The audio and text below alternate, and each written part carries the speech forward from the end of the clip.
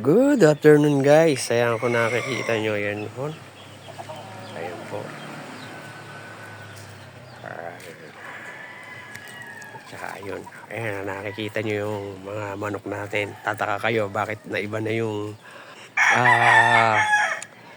tawag rito. View sa ano natin. So ayan po. Andito tayo buddy sa pwesto nung isang kaibigan natin. So dito tayo nakilagay ng manok. Dito natin sila nilagay para sa ganun makakaykay sila ng ayos sa lupa.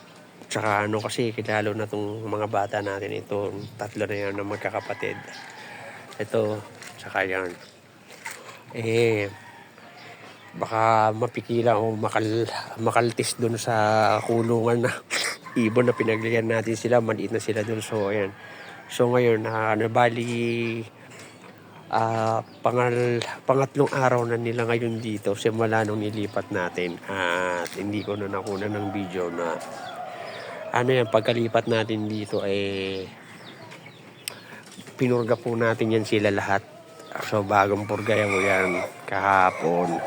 Tapos kaninang umaga pinaliguan natin sila. So yan kanina, mga bagong ligo yan. Kasi itong mga stag natin na tatlo, lugo na hulog sila, mga bago yung tubo. So pinaliguan na natin para maganda yung tubo ng nila. At the same time walang kuto. So ayan, dito natin sila nilagay. So ayan, nakakahig sila rito at ikot na ayos, kaya pag mapapractice yung mga paa nila. At the same time ito yung mga inahin natin dati. Ayan, nauna natin nung time na inuwi natin sila, kasi itong mga lalaki natin naandun sa taas ng bahay. Ito pinahiram ko na muna yun dito sa tropa natin. So yan mga po yan, ito na itlog pa lang to. Tapos yung dalawang kapatid niya, yung pula tsaka yung kalisa naglilimlim na andun. Ayun, kung nakikita nyo yung may plywood na yun, na andun naglilimlim. So naandun po sila. Tsaka sa Tagalog niya nakapag-anak na ho sila, yung pula na yun at tsaka yung talisain. Ito po yung mga anak nila. So pinagsama na rito nung pinahiram natin ng inahin. So ayan po sila. Ayan.